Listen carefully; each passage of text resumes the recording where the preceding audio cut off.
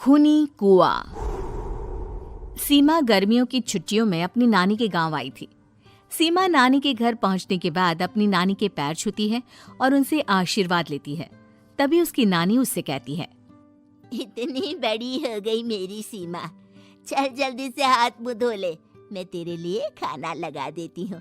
भूख लगी होगी ना? हाँ नानी, भूख तो लग रही है मुझे, आपके हाथ के बने हुए पीले दाल और चावल खाने की। कितना टाइम हो गया है मुझे आपके हाथ का बना हुआ दाल चावल खाए हुए। तू तो नौकरी में व्यस्त थी, तो तुझे कहाँ से टाइम मिलेगा अपनी नानी के लिए? और जब इतने टाइम बाद आई है तो ज्यादा टाइम के लिए रुक कर जाएगी तू। हाँ नानी, इस बार पूरे 2 महीने के लिए आई हूँ। सीमा की नानी अंदर जाकर उसके लिए खाना बनाने लगती है। सीमा कमरे में अकेली होती है, तभी उसे किसी औरत के रोने की आवाज सुनाई देती है। वो कभी खिड़की से बाहर झांकती है तो कभी दरवाजे से बाहर झांकती है।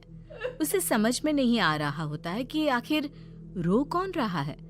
तभी नानी खाना लेकर आ जाती है। वो अपनी नानी से कहती है, नानी, कोई औरत रो रही है क्या?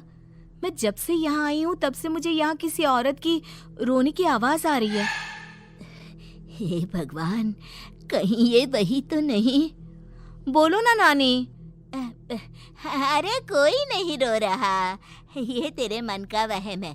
और तू ना अब खाना खा ले, ज्यादा यहाँ वहाँ की बातों में ध्यान मत दिया कर। जल्दी से खाना खा और फिर मेरे साथ आ जा मेरे कमरे में, दोनों बैठकर खूब सारी बातें करेंगे। ऐसे ही अगले दिन सीमा अपनी नानी के साथ गांव के बाजार जा रही होती है। उसी रास्ते में फिर से किसी औरत के रोने की आवाज आती है। वो अपनी नानी से कहती है,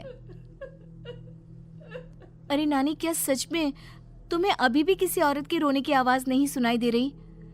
मुझे किसी औरत की बहुत बुरी तरीके से रोने और चीखने की आवाजें आ रही है।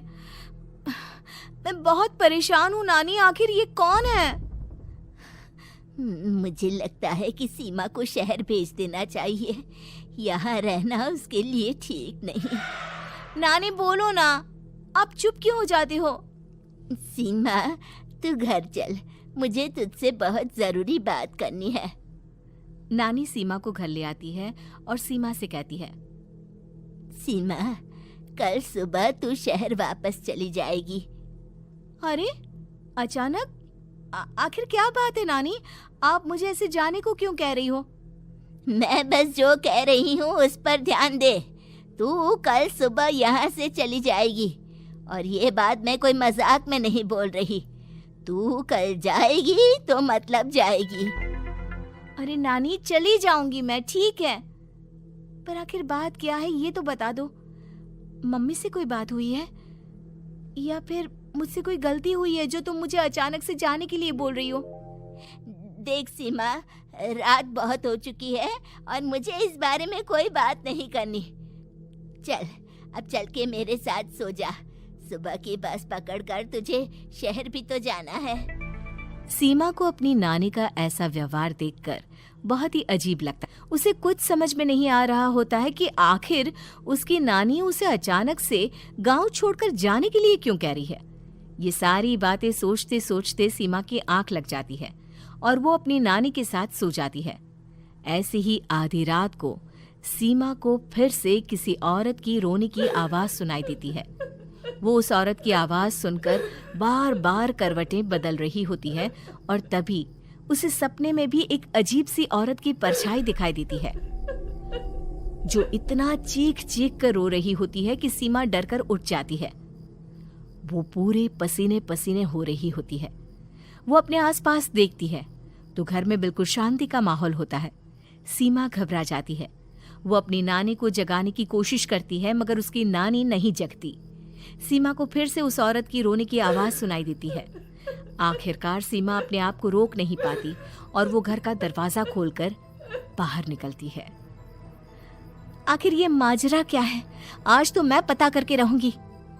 अब आवाज का पीछा करते हुए सीमा आधी रात को गांव के चौपाल के पास बने कुएं के पास पहुंच जाती है, जहां कुएं की चारों ओर बेड़ियां लगी होती हैं उन बेड़ियों में लगे हुए ताले के साथ एक लाल रंग का कपड़ा और माता रानी का कलावा बंधा होता है। उस कुएं में से सीमा को किसी के रोने की आवाज आती है। सीमा परेशान हो जाती है। इस कुएं में कौन है? कौन है यहाँ? सुनो, कौन है? कौन रो रहा है? वो चिल्ला चिल्ला कर पूछती है और साथ ही लोगों को जगाने की कोशिश करती है, मगर किसी को भी उसकी आवाज सुनाई नहीं देती।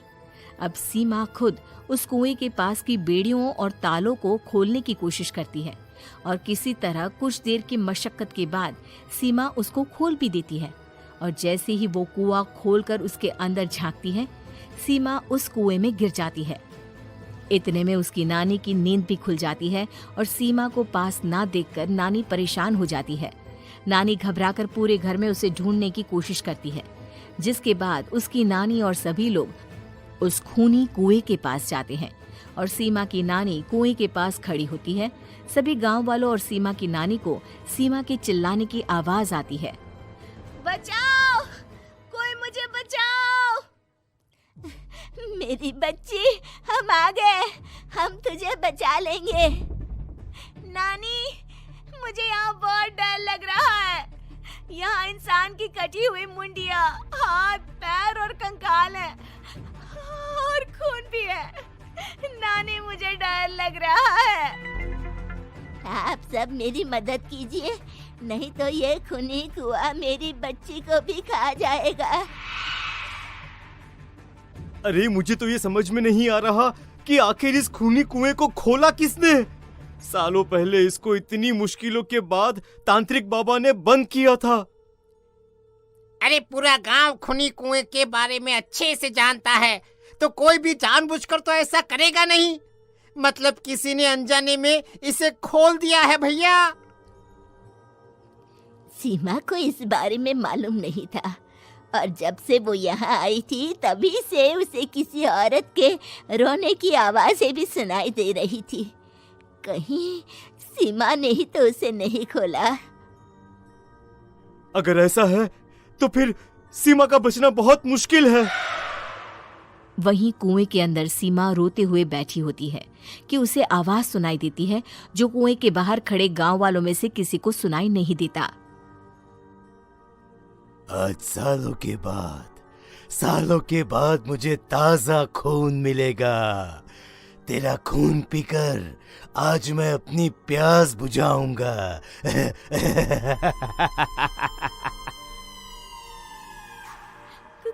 कौन है? मत मारो प्लीज, मुझे जाने दो प्लीज। मैंने किसी का क्या बिगाड़ा है? वो तुझे मरने के बाद पता चल ही जाएगा।